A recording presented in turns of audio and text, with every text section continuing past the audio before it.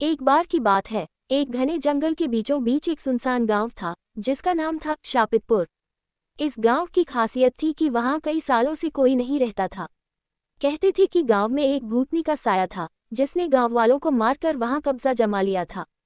रात होते ही गांव से अजीब अजीब आवाजें आती, चीखें और रुदन की ध्वनि गूंजती थी। राहुल, एक साहसी युवक, जिसने भूत प्रेतों पर विश्वास नहीं किया, उसने ठान लिया कि वह उस गांव की सच्चाई पता करेगा। अपने कुछ दोस्तों के साथ वह शापितपुर की ओर निकल पड़ा। दिन में गांव काफी शांत और सामान्य दिख रहा था, पर जैसे ही रात हुई, हवा अचानक से तेज हो गई। गांव के पुराने टूटी फूटी हवेली से धुआं उठने लगा। राहुल और उसके दोस्त हवेली के पास पहुंचे तो उन्होंने देखा कि एक छायादार आकृति खिड़की के पास खड़ी थी, मानो उनका इंतजार कर रही हो। राहुल ने साहस करके अंदर कदम रखा। हवेली के अंदर अजीब सी ठंडक थी। हर कोने से किसी के चलने की आवाजें आ रही थीं।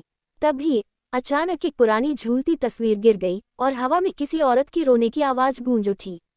एक दोस्त डर के मारे भागने लगा, लेकिन दरवाजे अपने आप बंद हो गए। राहुल ने जैसे ही पलटा, उसके सामने वही छायादार आकृति थी। उसकी आंखें लाल और चेहरा विकृत था। भूतनी ने राहुल को घूरते हुए कहा, तुम यहाँ क्यों आए हो? जो यहाँ आता है वापस नहीं जाता। और तभी पूरा गांव एक भयंकर चीख में बदल गया। उस रात के बाद राहुल और उसके दोस्तों को फिर कभी किसी ने नहीं देखा। कहते हैं वो गांव अब भी शापित है, और जो भी वहां जाता है वह कभी वापस नहीं आता।